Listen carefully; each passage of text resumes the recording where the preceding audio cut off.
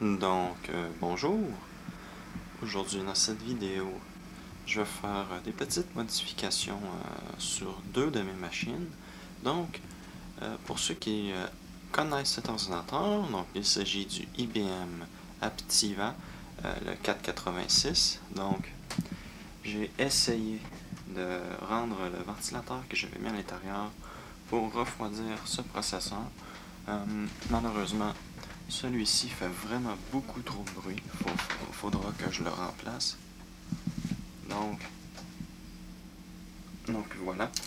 J'ai essayé de mettre plusieurs systèmes pour essayer de réduire le bruit, mais il fait vraiment beaucoup trop de bruit. Voilà.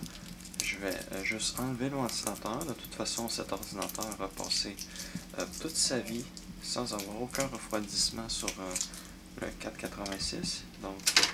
Je suis sûr qu'il va encore pouvoir survivre très longtemps avec un processeur qui chauffe un tout petit peu. Là, j'ai des collants coincés partout dans mes doigts. Voilà. Donc, ça c'est branché ici. Donc, on va débrancher ça. D'ailleurs, IBM qui a utilisé un code couleur différent sur leur prise Molex. Donc, il va falloir que je dépose la caméra pour enlever ça. Donc, je reviens. Voilà, c'est enlevé. Je vais vous montrer le processeur, tant qu'à être. Donc, ça, c'est juste collé. Donc, hop, on va voir ici. Et il faut voir, on a un beau DX2. Hein?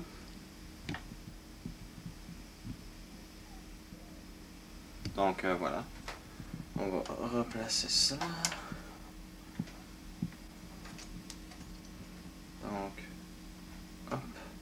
Donc, voilà. Donc, on retire ça, tout petit ventilateur qui fait plein de bruit. Et je vais vous montrer les changements auxquels je suis en train de procéder.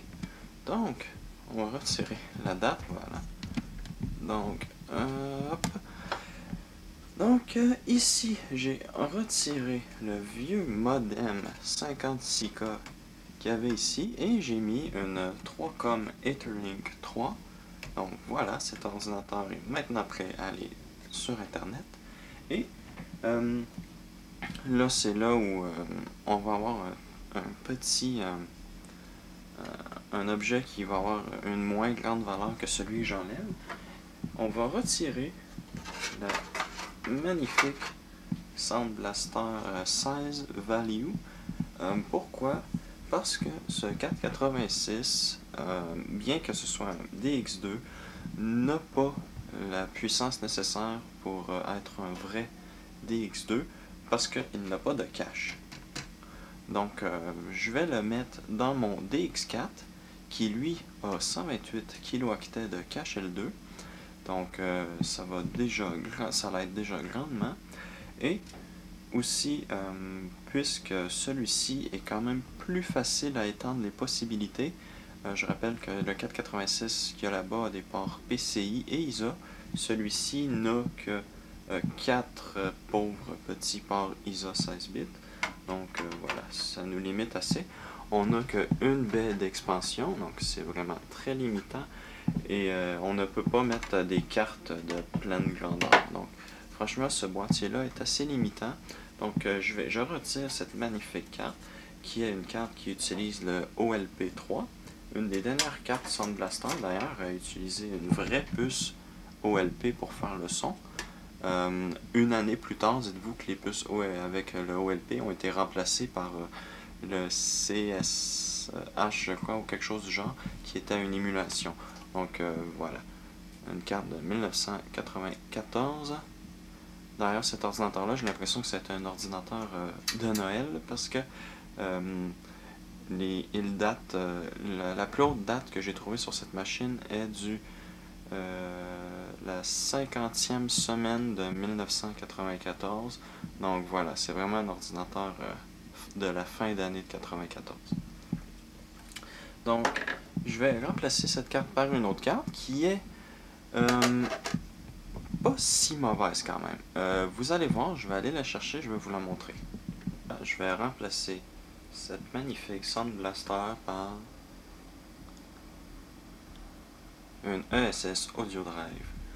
Donc oui, je sais, les puristes vont me dire non, c'est une émulation de Sound Blaster, c'est pas le vrai, mais moi je vais vous dire que je m'en fous complètement.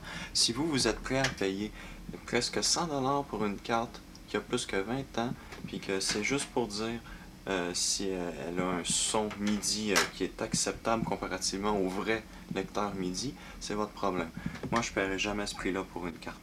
Donc, ça ici, cette carte-là a une très bonne émulation. Ça fait quand même... Oups. Ça fait quand même assez longtemps que j'ai cette carte. Ça doit faire dans les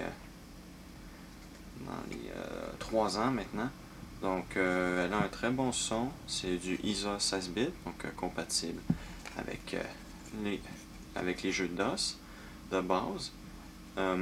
À l'exception que quand on démarre MS-DOS, il faut démarrer un petit exécutable spécifique à cette carte que j'ai. Donc voilà. Elle était dans mon 486, elle fonctionnait assez bien. Donc voilà. Pour ce 486 là, ça va être amplement suffisant. Surtout que j'ai Warp 4 d'installer. Donc Warp 4 devrait très bien s'entendre avec cette carte. Et je prévois installer Warp 3. Donc voilà. Donc je vais insérer cette carte. Les ports ISA là-dessus sont tellement serrés, je sais même pas si je vais être capable de faire ça à une seule main. Alors faut-il que vous puissiez le voir. Donc, aïe.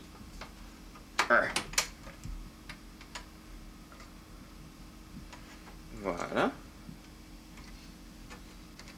Hop. Bien. Donc, il ne me reste plus qu'à la visser et à aller chercher un autre fil parce qu'il va falloir que je récupère le fil du lecteur CD puisque cette carte son n'accepte que ce connecteur-là. Donc voilà. Il faudra que je prenne, que j'enlève ce fil-là et que je le transfère dans l'autre 486. Donc voilà. Donc, pour ceux qui veulent voir à quoi ressemblait le modem, donc voilà. Donc vous pouvez voir ici un petit modem assez banal, voilà. Donc rien de bien extraordinaire. Voilà, un petit modem ISA.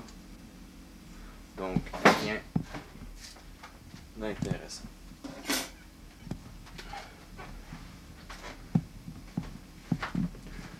Donc voilà. En espérant que vous avez apprécié cette petite vidéo de mise à jour sur le IBM Aptiva et le 486 DX4. Et à la prochaine.